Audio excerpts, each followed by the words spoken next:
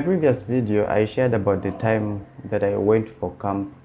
Little did I know I was developing into habits and good routines in my time being there. We would wake up early as 6 a.m. We would have our showers and morning devotions together, then later had our breakfast.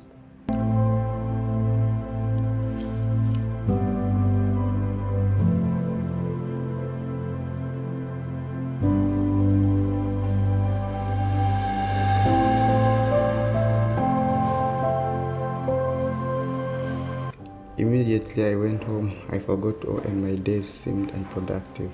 However, I started reading a book by James Clear entitled Atomic Habits. From the title of the book, it suggests how tiny habits can have a huge effect in the long run.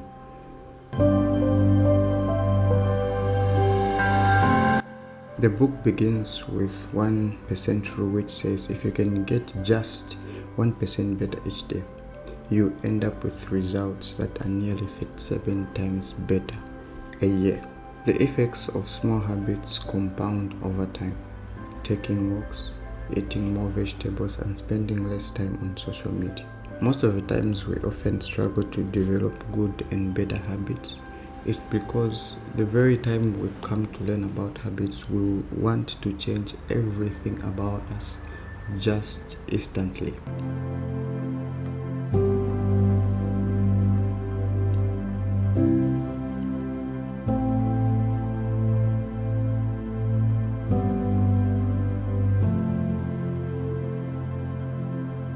So in reading this book, I have found 4 good steps that we can use to build new habits. And the first one is making it obvious.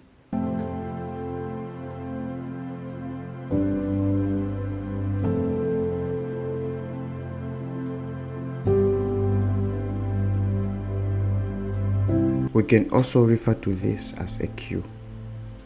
A cue triggers your brain to initiate a behavior towards it.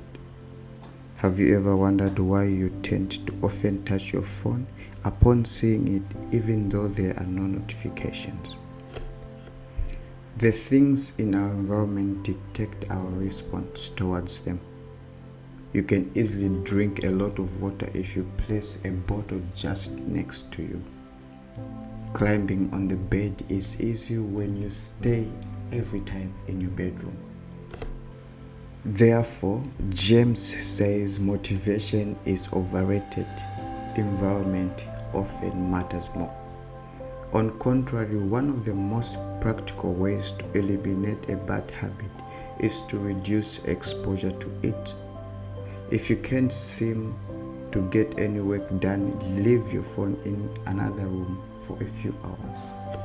Self-control is a short-term strategy. People with high self-control tend to spend less time in tempting situations. It's easy to avoid than to resist it. Make it obvious to make it invincible.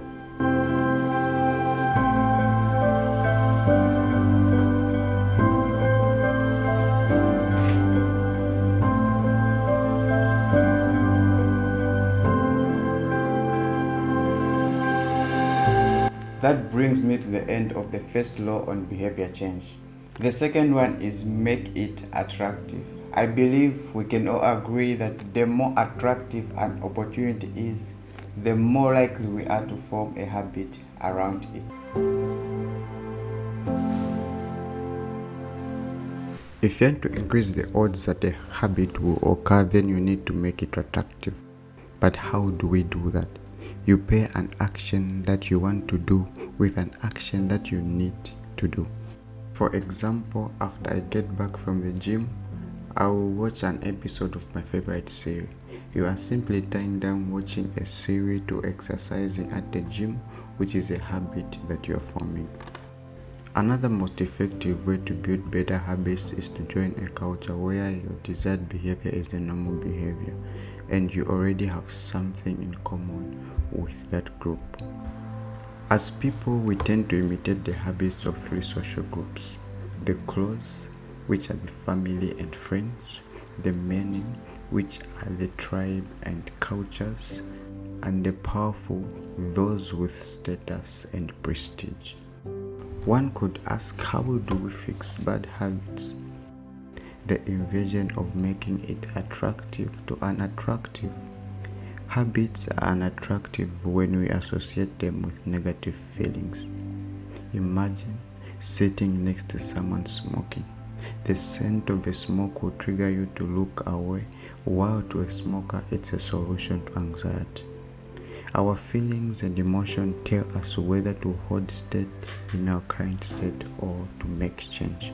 That brings me to the end of the second one. And the third one is make it easy.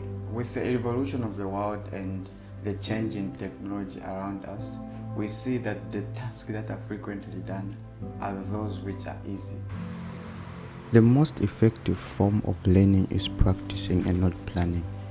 We often plan to develop better habits, but yet we've never practiced at all.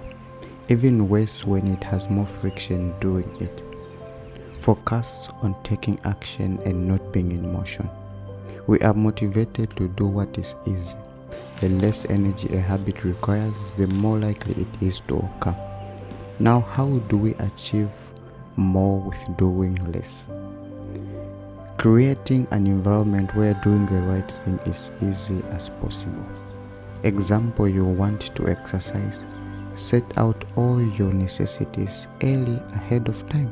Developing a new habit should not feel like a challenge. If you want to become a reader, read a page every night before you sleep. As you master the art to read, you develop the habit of reading. Standardize before you optimize. You can't improve a habit that doesn't exist. A bad habit can sometimes seem hard to get rid of. The inversion of making it easy to making it difficult. Make it hard for you to do a bad habit. If you spend too much time on social media, call it a bad habit, switch off your phone and put it away for you to work.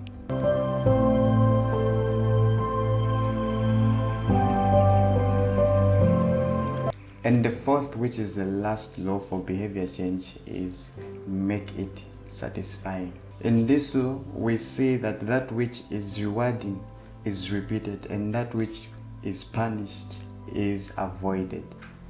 We are more likely to repeat a behavior when the experience is satisfying. To get a habit to stick, you need to feel immediately successive. One of the most satisfying feelings is the feeling of making progress. As you develop a habit, never miss twice. If you miss one day, try to get back on track as quickly as possible, even though the standard of the habit is not met. The idea of showing up next time increases, unlike when you miss consecutively.